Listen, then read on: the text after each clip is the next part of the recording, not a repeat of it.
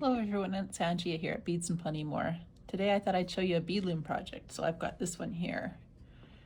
And I love this one because it doesn't have any metal in it. So if you're giving a gift to someone that is allergic to metal, this is a gift idea. And it's also sizable. So if you don't know the size of their wrist, these will pull to make it fit once they get it on their wrist. But if their wrist is bigger, you can pull it out a bit and they can wear it such like this. So I kept the pattern fairly simple. I've got a simple little arrow in my pattern here. And I've picked 4 colors of Delica beads.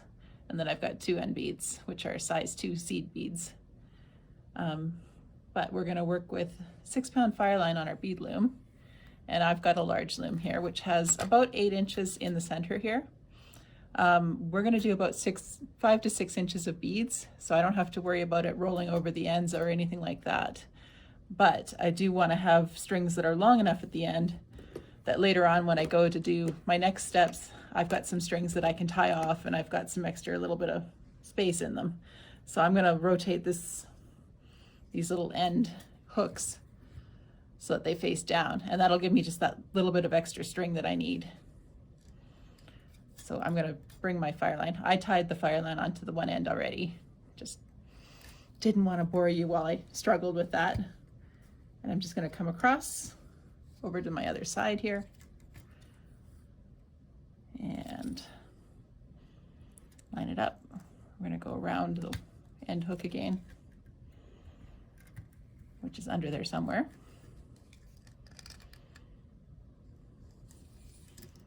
So what I'm doing is I'm putting my warp threads on my loom here.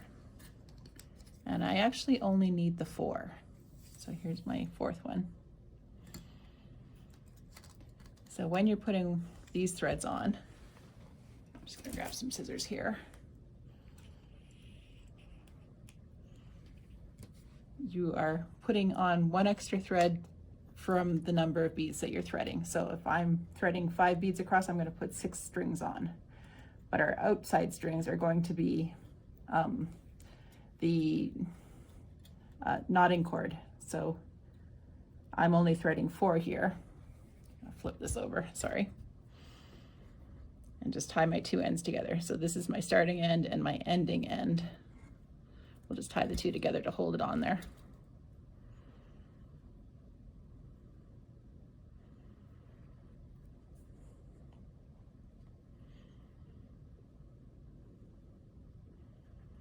All right, so I've got my 4 threads on here. And tension's pretty decent there. So then I have this 1mm Lovely Knots knotting cord, and I happen to be using red today. And I've cut 36 inches of it.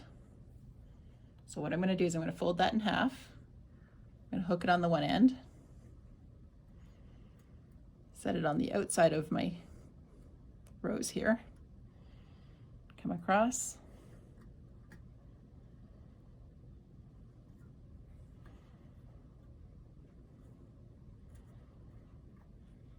and again,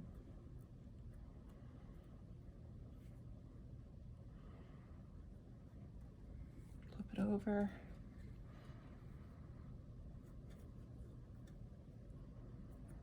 and I'm going to tie the ends.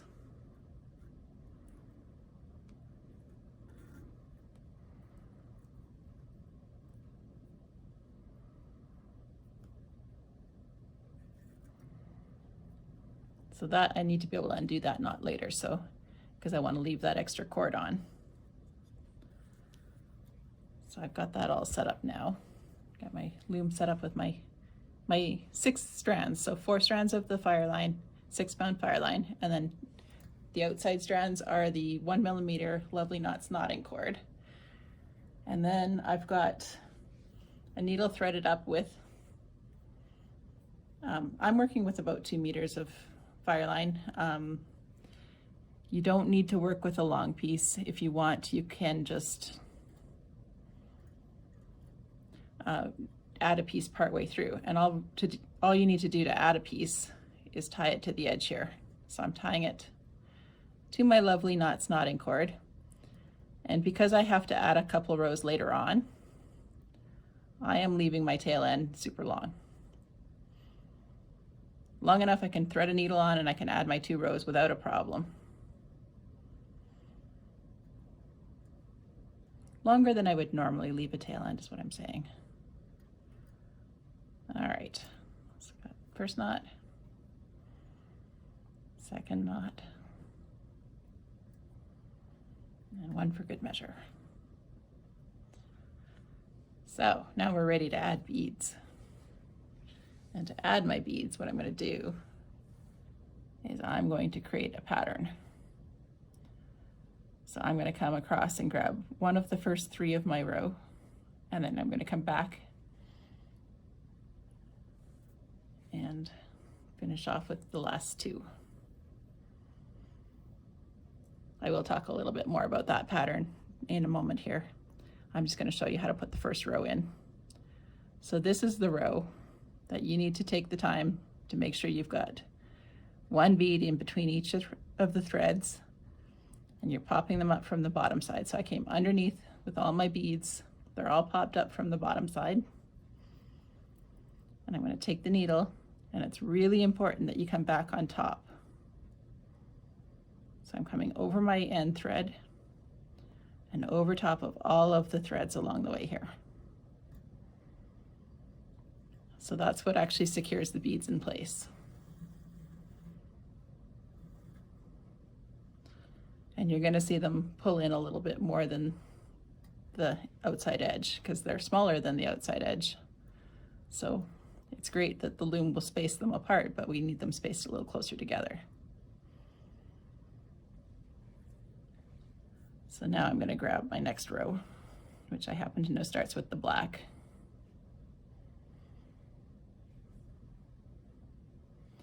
And we're going to come underneath again.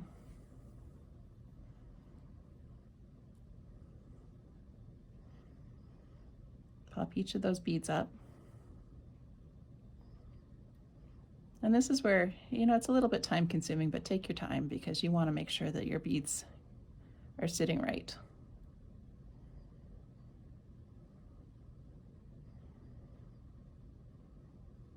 And last one. Now, when I'm stitching back, occasionally I will catch a thread of the lovely knots knotting cord, and it's not the end of the world. I don't want to stitch right through it, but if I happen to catch a little bit, I don't worry about it. So let's talk a little more about the pattern here. So this pattern consists of 4 different rows, and I've got my beads laid out such that I can work along my row here. And just work along to know which one comes next.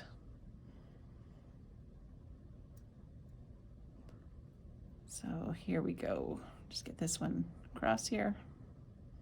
I will hold my tongue right to make sure it stitches in. So that's row 3. And row 4 starts with a cream one.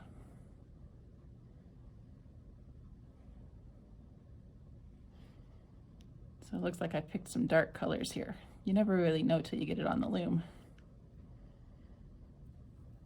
It's a good thing I added that cream color in because it would be very dark otherwise. Okay.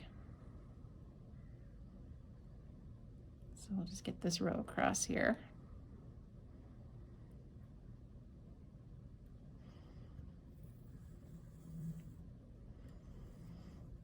And what I've done is I have a little chart here. So I've got my gray, cream, gunmetal, and black. And as I said, it's only 4 rows, and then you start repeating. So that's my 4 rows written out. And sometimes it's easier to do this with whatever colors you pick so that you know where you're going next. And some people like to take pencil crayons and just take a bit of graph paper and graph it out. That's easy enough too. But I will keep working along here. Maybe I can get this to zoom in a bit. We'll show you the pattern up close. So I'll keep working along until I get to the ends, and then we'll talk about how to add the ends in. But I've got a bit of stitching to do first. So I'll see you on the other side. So I've reached the other end of my bracelet here, and I'm ready to start tapering it off to do what I did on this end here. So what I'm going to do first is I'm going to move over my two red ones, because what I'm doing is I'm not stitching a full row this time. So I'm going to grab, instead of 5 beads, I'm just going to grab the 3 beads that come next in my pattern in the center of that next one there. And I'm going to pick the 3 center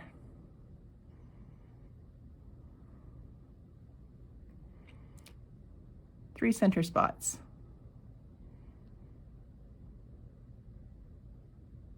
And I think I've got that right. So then come back on top, and when I come back, I'm going to pull in a little bit. Now, if you don't think it's pulled in enough, you can always run through it one more time. I'm just going to continue on here and do the last one. So again, I'm going to move everything in. I've got enough room on the loom here that I probably don't even need to do that. And this time I'm only going to put 1 bead on. So 1 bead, pull everything in good and tight. And this time I am going to go a second time, because I want everything good and tight. So I'm coming from the back side, and then back on the front side.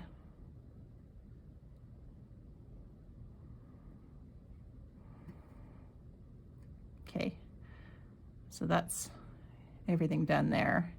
And I'm just going to take my thread and come back through a few rows. So I'm just stitching back on top here. I'm not even worrying about whether I'm over or I'm under. Just hiding the thread off. And if I take it back far enough, I don't have to tie any knots or anything, because it'll just hold as is. One thing I didn't address earlier is why I picked Fireline over Nymo thread. And with the Fireline, I've got the smoke Fireline here, which is showing on my edge a little bit. But the advantage of Fireline over Nymo beading thread is that you can actually pierce the thread. So when we're doing all this stitching back and stuff, I don't have to worry about whether or not I'm gonna shred the thread that's already in my bead by stitching through it again. But it does have that disadvantage of it only comes in the crystal or the black, so you have to pick one or two of the other the colors. And if you want your thread to match a little more down the sides, I would say go with the Nymo thread or go with the Miyuki thread, because there's lots of colors available in those. So that's far enough back here. I can just trim off my tail. And then I'm just going to loosen the loom up and hook and unhook everything.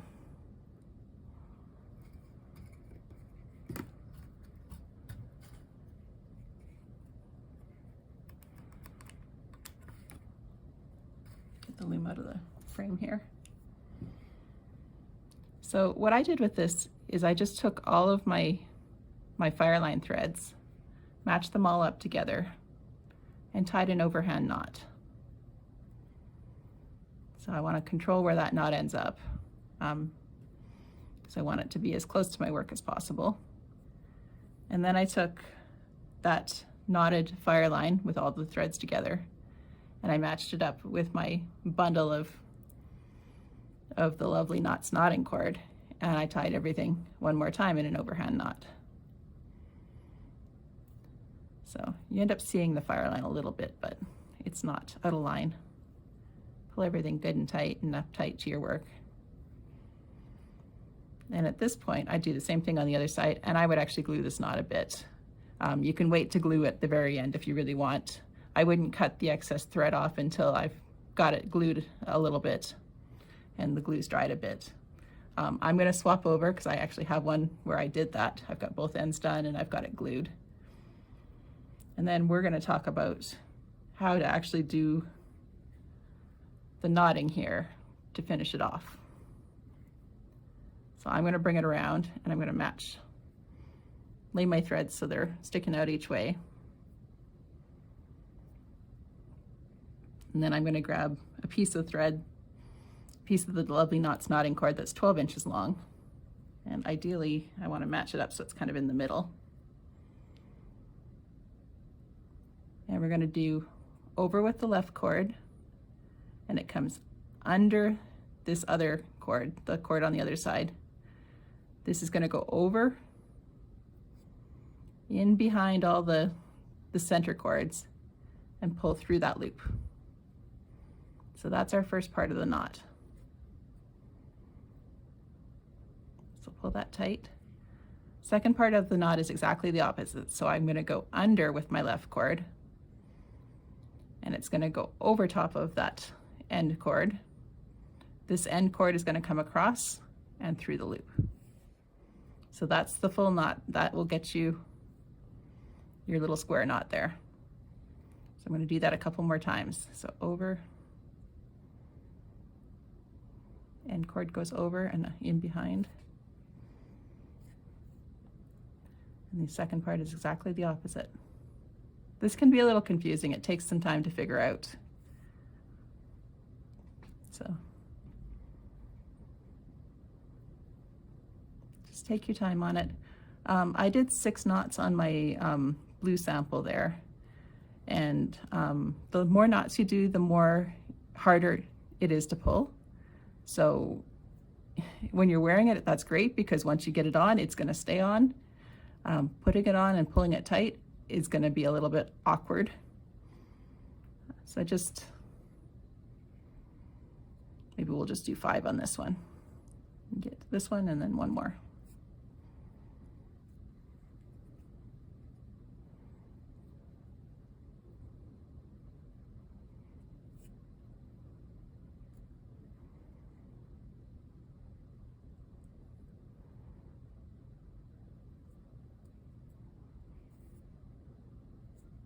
So that looks good. And so these are my tail ends here. And then these are the pull ends. So if I pull, I can pull everything tighter if I need to, or I can pull it looser. So these 2 tail ends, I'm going to trim them. And you have an option. You can, this cord, you actually can take a flame to it and it will fuse. Or you can be very careful and glue it, keeping in mind that these cords that are in the center here need to pull through. So you got to be really careful that you don't glue those cords, because you won't be able to pull it then. And then I finished mine off with a size 2 seed bead, just as a little dangle. So it threaded over both of my threads. And then just tie an overhand knot.